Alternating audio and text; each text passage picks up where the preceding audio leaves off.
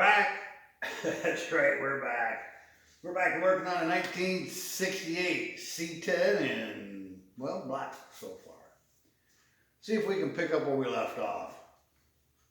I was having camera trouble. We're dealing with these motor mounts. I'm going to get right to it. For that motor. And we were talking, I don't remember where it cut out because it does that. We're putting these motor mounts in for that motor engine. Well, people get hung up on, is it an engine or a motor? I guess the motor is electrical and engine's gas or diesel combustion. But these are motor mounts, and that's an engine. Nobody calls these engine mounts, so maybe it's not that important after all. So we're putting these motor mounts in, and this is the trouble we're having today, because everything has to be fitted. Yeah, here we go with English already, and I just started. So the problem we're having is these bolts won't go into these holes. I'll get you in there to look a little better, but you gotta believe me, they're not going in. And I got these in because I had to clearance the frame a little bit. The frame has a bump out here, and then it cuts back. Well, it used to stay out. And I could have re-drilled the holes, but then the mount on top wouldn't be flat. If you can see on this side, I'll show you there.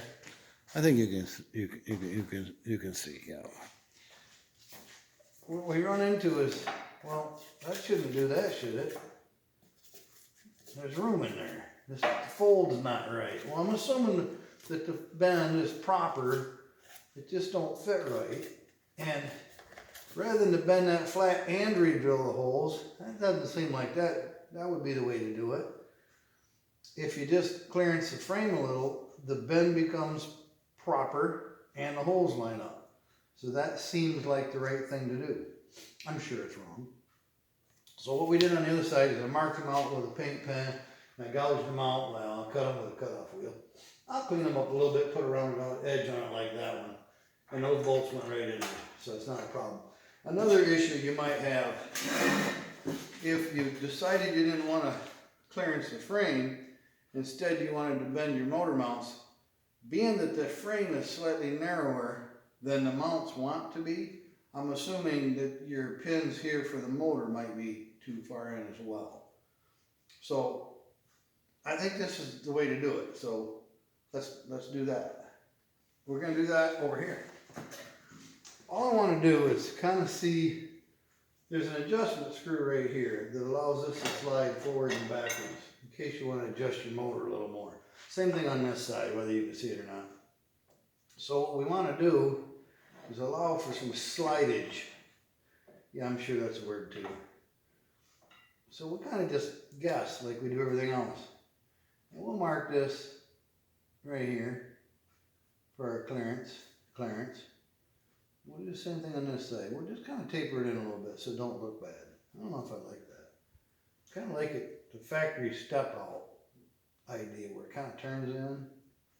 And not this one. Not too late. We can cut it out a little quicker. Leave it some slidage. Yep, I'm going to keep saying slidage. Not as many times as I'm going to say engine mount, motor mount. So we've got our cutoff wheel here. Let's give that a quick cut and see if that's going to work on this side as well as it did the other side. Now we could mark between them. Mark. Hi, Mark. Between them if you want to. Yeah, I'm a dork. I know it. But I think I can eyeball it like a wizard. Oh, speaking of wizard, I will get to that in a minute. So put your ears on. Let's just hack away. Hack-a-do. Here we go.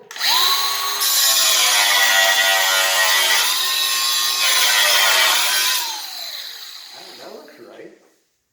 Kinda.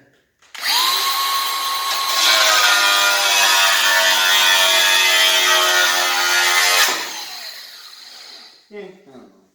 We're going to make it happen though.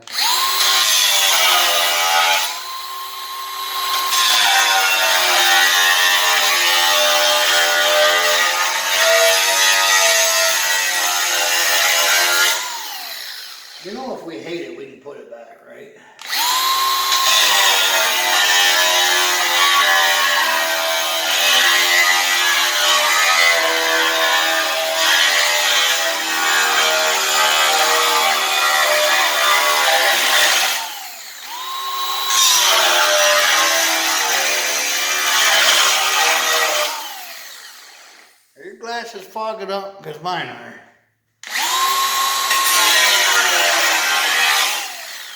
I mean, it is fall. Getting cold out. Is that warm? I bet that's warm. A little more. Hold on.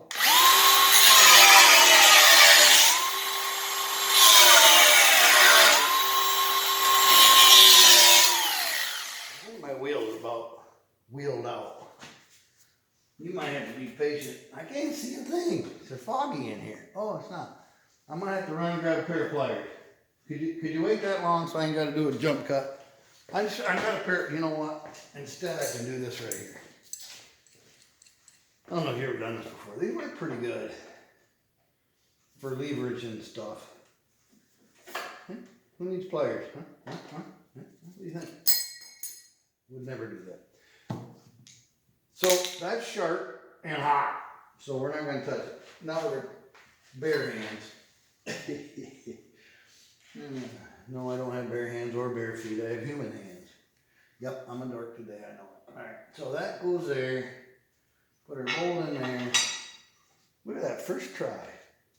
But don't get me wrong. I'm going to clean those up. I kind of like this swoop better than the notch. I'll feather that one out. That gives us a little slidage. I don't know. If I had washers on there. Oh, and I got to go a little farther that way, don't I? Give us a little room.